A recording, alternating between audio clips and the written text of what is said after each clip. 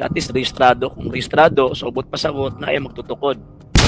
Kaya magtutukod, kung na magtutukod, Sulpot. kung di na si Kristo, sulpot. No, di ba? Sige. Sulpot. Di ba? Sige. Sulpot. Sige.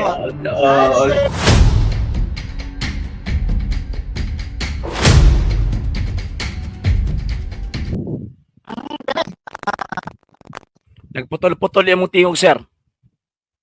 Putol-putol yung mong tingog. Before ta magpadayon, sir, pwede ba na ko mahibawan o si pundok yung mga pasakupan? Ano me? Limot na ko. Sumana, sa pagkabata na ko, wala kang jukas simba sa mong simbahan. Among pundukan, PDMC. Sa man na PBMC? PDMC? Kung PDMC, kung sumala nimo kung sa karon pa nimo nadungog, karon madungog nimo ang butas na buta namin ng PDMC, Philippines Divine Missionary Church.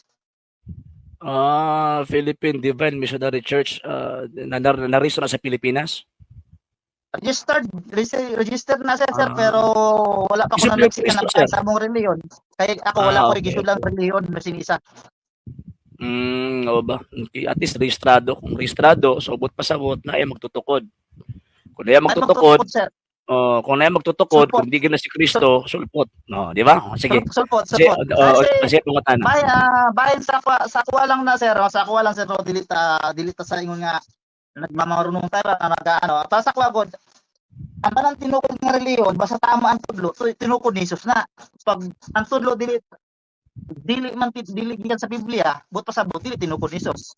Ya unsa man po'y tawag kanang basis nga tama, unsa man po'y basis nga tama ang imong gipang tudlo. Kung wala responsable nga makaingon nimo nga tama imong gitudlo.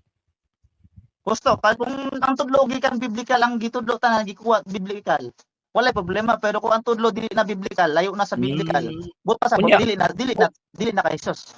Unya kinsa pud kahaan nagtudlo pud kaano nga kinahanglan biblical gyud ang gitudlo. Ang mga apostol pati si Jesus. Wala man sa Biblia.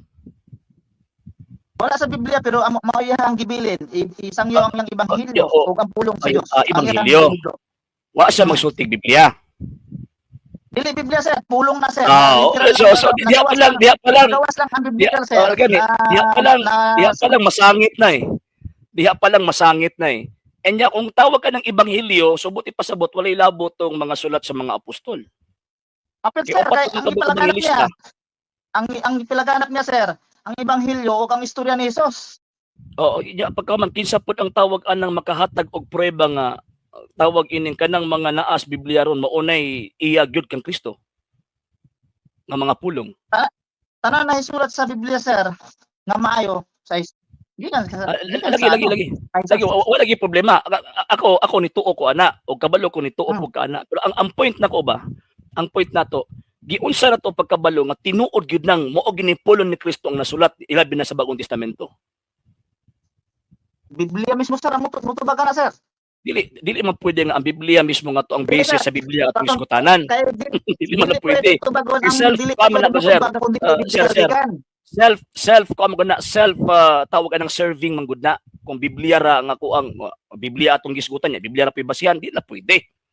So, for example, kanang libro ni before ta mo simputana. Kadalang. Before ta mo adto sa imong tawag anang question ba? Before ta sumunod sa question ba? Tan-aw na to ang credibility sa mga dokumento nga ato ang gibasihan.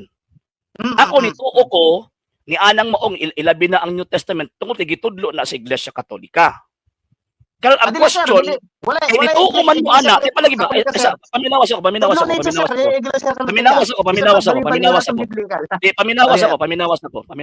Sige. Paminaw akong punto ba? Ako nituo ko sa New Testament tungod kay gitudlo na sa Iglesia Katolika na tinuod na tungod kanang giingon din nga si Kristo ni sugo tinuod na tungod kay gitudlo sa Iglesia Katolika. Karon kamo gituo man mo ana saba. Pa. Kamo kay nituo man mo ana kinsa po'y nag-ingon ninyo nga kanang gitawag og New Testament legit and credible na. Biblical sir ang mutubag ana, dili tao ang mutubag. Dili kita mismo mutubag Unsang ana. sita sa Biblia kapitulo ug bersikulo nga ang bag-ong testamento na ay 27 ka libro? Bayan sir, dili man ko expert kay sa biblical sir, pero biblical pwede mutubag ana. Alagi unsang sitas?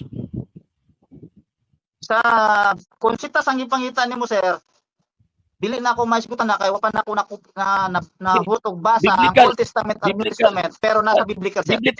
Biblical magkata di naalagya sa Biblia, pero ako nahurot ko na nagbasa ang gikan anang Genesis hangtod sa gitawag Revelation, wa jud ko kabasaan na nga niingon ang mga apostol ang New Testament 20 ka libro. Wa jud kabasaan na. Pero nagtingala ko ingon ka nga Biblia ang makatubag ana, pero mo nang gipangitaan ta kag sitas. Unsang sitas na nga ang New Testament composed of 27 books para ato ang tuuhan. Ang nagsita sana sir, kinsa balas nag-compile anang biblical nga nahuman og Ayaw sa kog adto sa compilation. Ayaw ko padto compilation kay ang isutin nimo Biblia ang makatubag. Kung compilation okay, na ako. sa the Bible na kay. Sige, Di ba ingon mo kanina nga Biblia ang tawag inimo tubag mo nagipangutana ta ka. Sige, nagets na ako nga biblical. Wala ko matubag kung asa sa Biblia, pero sa Biblia nakabasa. Man lagi puro lang tanda sa Biblia nya pagka man wa tay makutlo bisag usa ka dokumento.